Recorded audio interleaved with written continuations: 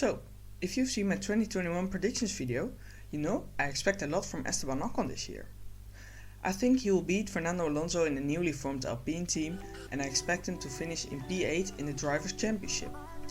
But how did Esteban come into Formula 1? Well, I will tell you in this video. Esteban was born in a French village in September 1996, what makes him 24 years old at the time of recording. Esteban was born to a Algerian Spanish roots, and his father was a mechanic in the local village. Esteban started karting for the first time in 2000 on a holiday park where he went to do a baby go-kart and started karting competitively around 2004-2005, and he raced against the likes of Charles Leclerc, Pierre Gasly and Antoine Hubert. After karting until 2011, according to driverdb.com, Esteban won 3 titles, the French KF3 Championship in 2011, the French Cadet Championship in 2008, and in 2007 he won the French Championship Minime, and he was a runner-up in the KF3 WSK Eurocup series behind Max Verstappen. Yeah, the names of the karting series I don't understand them as well. In 2012, Esteban had his inaugural season in single-seaters. He drove in the Formula Renault 2.0.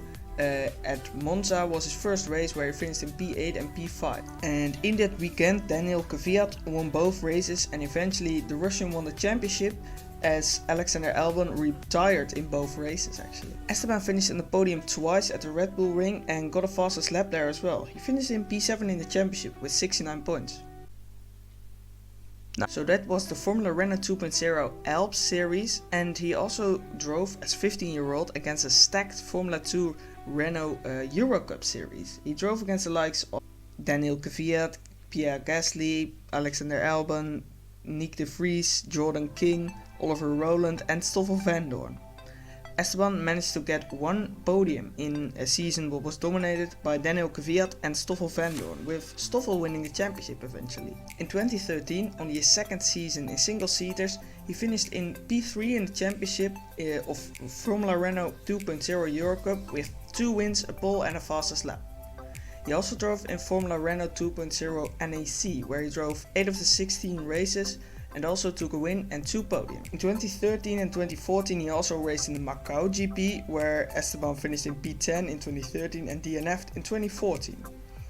Although he didn't have the best of Macau's GPs, this was pretty much his breakout season, and in 2014 he was also a test driver in the Lotus F1 team.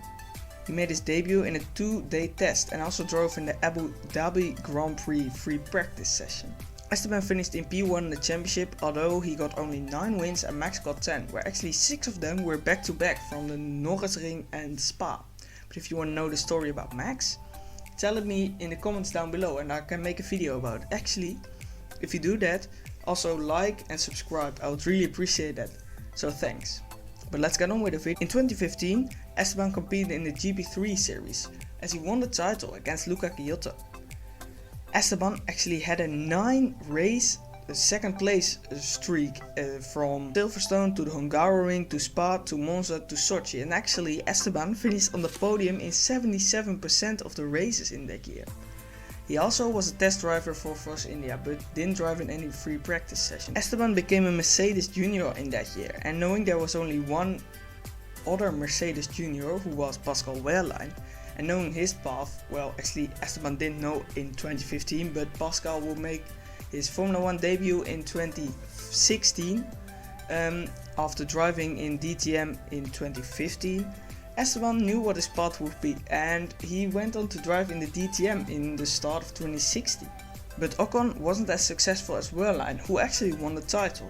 Got only 2 points in 10 races before being called up to drive in the Manor F1 team in 2016, where he drove against Pascal Wehrlein, replacing Rio Haryanto. In his first season he impressed, as he finished 6-2 against Pascal in the qualifying sessions, in favor of Pascal, but in the races they both finished it was 3-3. That meant Force India saw the potential in him, and they signed him on a multi-year contract for 2017, where he took 87 points and actually finished P8 in the championship. 2018 was a worse season, as Esteban's highlight was a sensational P3 in qualifying at the Belgian Grand Prix, where the job did fantastic, guys. What? In the race, Esteban finished in P6 as well as 3 other times in the season. The Perez-Ocon battle in 2017-2018 was very fiery. There were some collisions, and I think, for example, this Singapore incident in 2018 was clearly more of Perez's fault than Ocon's. Although Perez was probably a bit of a dickhead in that game, he kept the seat for 2019 as he actually brings $25 million per year to the team from his only sponsor. Esteban had an informal agreement with Renault to drive for the 2019 season, but Daniel Ricciardo took that seat, so that wouldn't really work. Esteban was out of his seat in 2019 and he was downgraded to the reserve driver of the Mercedes team. At the 29th of August in 2019, it was announced Esteban would drive for Renault in 2020. And in 2020 he finished in P12 in the championship, getting actually a podium in Bahrain. I expect Esteban to do good in 2021 against Fernando Alonso. But what do you think about Esteban Ocon? Will he win the battle against Fernando Alonso? For now, I thank you guys for watching. I hope you guys like, subscribe and comment your opinion on him down below. For now, thanks for watching. Bye bye.